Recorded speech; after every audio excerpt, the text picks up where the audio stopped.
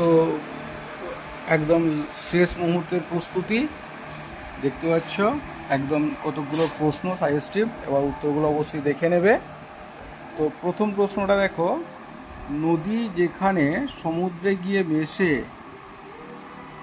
বদ্বীপ বলে, তো বদ্বীপ তৈরি হয় যে প্রক্রিয়ায়, সেটা কি? তার উত্তর হবে কোগুলেশন। তারপরে কি বলছে, কোনটি ফেরিক হাইড্রক্সাইড সলের তঞ্চনে বেশি কার্যকরী? উত্তর হবে Na3PO4, কারণ বাকি যে অপশনগুলো আছে দেখো, যেখানে আয়ন সংখ্যা বেশি হবে সেটা উত্তর হবে। আর এটা কোনটা লায়োফিলিক বা দাবক আকর্ষী কোলয়েড? তো এটা হচ্ছে গাম হবে তার উত্তর, দাবক আকর্ষী। AgI স্থলের তঞ্চন ঘটাতে সবচেয়ে বেশি কার্যকরী কোনটা? এখানেও উত্তরটা Al2SO4 অ্যাকচুয়ালি এখানেও কণার সংখ্যা অর্থাৎ আয়নের সংখ্যা যেখানে বেশি সেটা হবে উত্তর। কোলয়েডের কোন ধর্মটা কোলয়েড কণার আধানের উপর নির্ভর করে না? তার উত্তর হচ্ছে টিন্ডাল এফেক্ট, কারণ বাকিগুলো তার আধানের উপর নির্ভরশীল। আচ্ছা, তারপরে দেখো, 0.01 মোলাল NaCl দ্রবণে জলের হিমাঙ্ক কমে 0.37 ডিগ্রি সেলসিয়াস। 0.02 মোলাল ইউরিয়া দ্রবণে হিমাঙ্ক কতটা কমবে? এখন এইটার অ্যান্সার এটাও 0.37 ডিগ্রি সি হবে। তার কারণ NaCl এ কণার সংখ্যা দুটো, Na+Cl-, আর ইউরিয়াতে কণার সংখ্যা একটা। 0.2 হলে এখানে দুটোই সেম হয়ে গেল, তাহলে উত্তরটা একই হবে। AX/BY তড়িৎ বিশ্লেষ্যের বিয়োজন মাত্রা আলফা এবং ভ্যান হফ ফ্যাক্টর আই এর মধ্যে সম্পর্ক কোনটা হবে? প্রথমটা, alpha equal to I-1 x+y-1। এটা কিন্তু খুব ইম্পর্টেন্ট কোশ্চেন একটা। 120 গ্রাম ইউরিয়া, তার আণবিক ভর 60 বলে দেওয়া আছে। তো 1000 গ্রাম জলে দ্রবীভূত করে একটা দ্রবণ প্রস্তুত করা হলো, যার গাঢ়ত্ব 1.15 গ্রাম পার মিলিলিটার। দ্রবণটির মোলারিটি কত হবে? অ্যাকচুয়ালি এখানে অ্যান্সারটা দুয়ের চেয়ে জাস্ট একটু বেশি হবে, এটা অঙ্কটা কষলেই দেখতে পাবে তোমরা।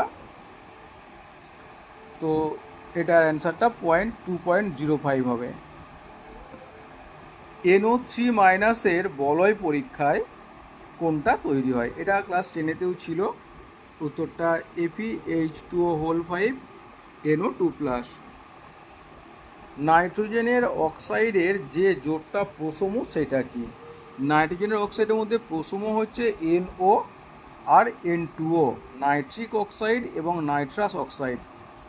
অক্সিজেনে পটাশিয়ামের দহনে উত্তপ্ত অক্সাইডের সংকেত KO2। কোনটি হাইপো নামে পরিচিত? Sodium thiosulphate Na2H2O3। Tincture iodine কি? না, টিংচার আয়োডিনটা কি? আয়োডিনে আর পটাশিয়াম আয়োডাইডের অ্যালকোলীয় দ্রবণ একটা। ICl2- আয়নে আয়োডিনের সংকরায়িত অবস্থা কি? উত্তর হবে sp3d2। এটা সংকরায়িত অবস্থা বার করার নিয়মটা কি? কেন্দ্রীয় পরমাণুর বাইরের কক্ষের ইলেকট্রন সংখ্যা এ দেখো হাফ, আর আয়োডিনের বাইরের কক্ষের ইলেকট্রন সংখ্যা কত? 7। আর তার সঙ্গে কটা ক্লোরিন আছে? দুটো, এক যোজি, তাহলে +2। আর আধানটা কত? -1, অর্থাৎ আধানটার জন্য আধানটা কত? 1 অ্যাকচুয়ালি। তাহলে যোগ করো, 10/2 করলে 5, 5 মানে sp3d2। ঠিক আছে। এবার বলছে জেননের কোন যৌগ গঠিত হয় না? জেননের কোন যৌগ গঠিত হয় না? উত্তরটা হচ্ছে XeCl4, জেনল টেট্রাক্লোরাইড। সমুদ্রে ডুবুরিরা শ্বাসকার্য চালাতে ব্যবহার করে কি?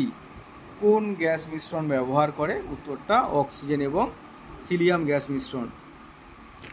ক্ষারের জলীয় দ্রবণের উপস্থিতিতে কোনটা SN1 বিক্রিয়ায় সহজে অংশগ্রহণ করবে?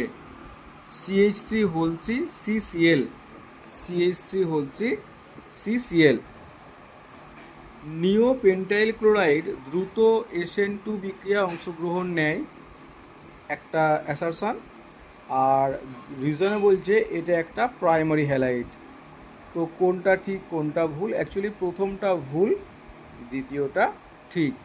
নিও হলে সেটা SN1-এ দ্রুত অংশগ্রহণ করতো। Benzene, actually benzene diazonium chloride, এটা বেনজিন মূলক পিএইচ N2+Cl-, তার সঙ্গে HBF4 সোয়ার্স বিক্রিয়াটা, এখানে ফ্লুরোবেনজিন উৎপন্ন হবে। অপশন বি দেখতে পাচ্ছ। তারপরে বলছে CH3CH2I ethyl iodide zinc copper যুগ্ম জলীয় ইথানল দিলে কি উৎপন্ন হবে? উৎপন্ন হবে C2H6 ইথেন উৎপন্ন হবে। ইথাইল আয়োডাইড থেকে ইথেন উৎপন্ন হবে, এটা কিন্তু ভার্জ বিক্রিয়া নয়, খেয়াল রাখতে হবে। তারপরে স্ট্রাকচারটা দেখো, OH- দেওয়া হচ্ছে, দিয়ে এইটা গঠন হচ্ছে। বলছে এইটা বিক্রিয়াটার মেকানিজমটা কি? বিক্রিয়ার মেকানিজমটা SN2, একটা ট্রানজিশন স্টেটের মাধ্যমে বিক্রিয়াটা ঘটবে। কোন যৌগটা আয়োডোফর্ম পরীক্ষা দ্বারা শনাক্ত করা যায় না?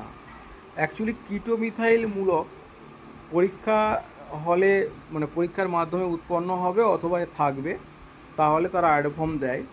তো এখানে এই যৌগটা, এটা কিন্তু কিটোমিথাইল মূলক উৎপন্ন করতে সক্ষম হবে না, তাহলে প্রোপাইল অ্যালকোহলটা হবে এখানে উত্তর। এখানে দেখো মুখ্য বিক্রিয়ায়ত যৌগটা বলতে বলা হয়েছে, খেয়াল করো, CH3 CH CH2OH PBr3, তারপরে স্টেপে ম্যাগনেসিয়াম দেওয়া হচ্ছে, তারপরে স্টেপে এই সাইক্লো যৌগটা দেওয়া হচ্ছে, তারপরে H3O+। তো প্রথমে দেখতেই পাচ্ছ এখানে একটা গ্রিগনার রিয়েজেন্ট উৎপন্ন হবে, OMgBr। তারপরে এটা যখন CH2 যুক্ত হচ্ছে, যুক্ত হয়ে কি উৎপন্ন হবে? এই যৌগটা অ্যালকোহল উৎপন্ন হবে। CH3 এখানে ছিল CH, তারপরে দেখো এই যে দুটো CH2, এই CH2 দুটো আসছে, তারপরে OH উৎপন্ন হবে। তা বলছে ঘরের উষ্ণতায় জলীয় ব্রোমিনের সাথে ফেনলের বিক্রিয়ায় উৎপন্ন হয়, কি উৎপন্ন হবে? ঘরের উষ্ণতায় জলীয় ব্রোমিনে বেনজিনের সাথে ফেনলের সাথে বিক্রিয়ায় কি উৎপন্ন হবে? না, 2,4,6 টাইব্রোমোফেনল এই যৌগটা উৎপন্ন হবে। আর সবচেয়ে আম্লিক যৌগ এখানে যে অপশনগুলো আছে, ফেনল, বেনজাইল অ্যালকোহল, সাইক্লোহেক্সানল আর 2-ব্রোমোফেনল, তো এদের মধ্যে সাইক্লোহেক্সানল সবচেয়ে বেশি আম্লিক। তা বলছে কোন যৌগটি HI দ্রবণের সাথে বিক্রিয়া করে না? HI দ্রবণের সাথে বিক্রিয়া করে না, সেটা দেখো এই যৌগটা, ইথার যৌগটা এটা